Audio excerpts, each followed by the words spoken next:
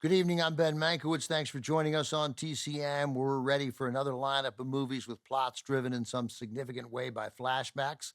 This has been our theme every Friday night this month. We begin tonight with a cutting and juicy Oscar winner set almost entirely inside a series of flashbacks.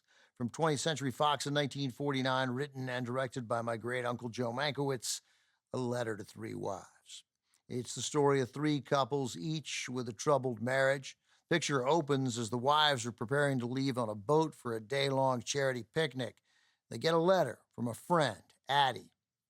Maybe not such a great friend.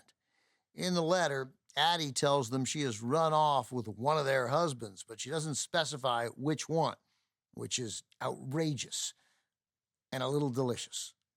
Each of the three women is left to worry and wonder about whether her husband will be home at the end of the day, and we wonder right along with them as the movie unfolds.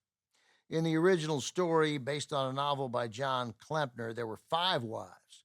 Joe Mankiewicz deleted a wife in an early draft of the screenplay, but Fox studio chief Daryl Zanuck thought 4 was still too many for a cohesive screenplay, so Mankiewicz reduced it to 3.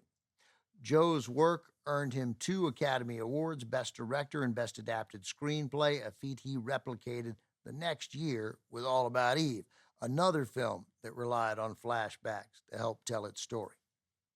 A Letter to Three Wives was a bold movie from 1949 in both structure and story.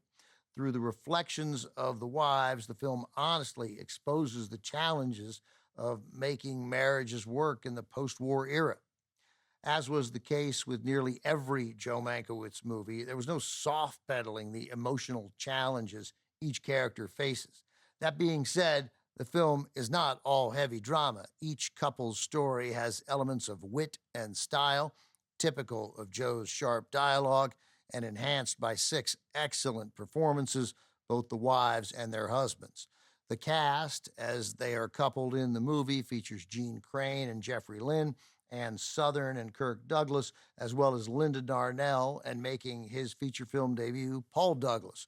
No relation to Kirk, as I think most of you know. The film also has a secret weapon, character actress Thelma Ritter in one of her earliest roles. She was uncredited, plus the voice of Celeste Holm as Addie. The end caused a bit of a controversy and some confusion. More on that after we see the movie. From 1949, a picture of Variety called A Standout in Every Aspect, A Letter to Three Wives.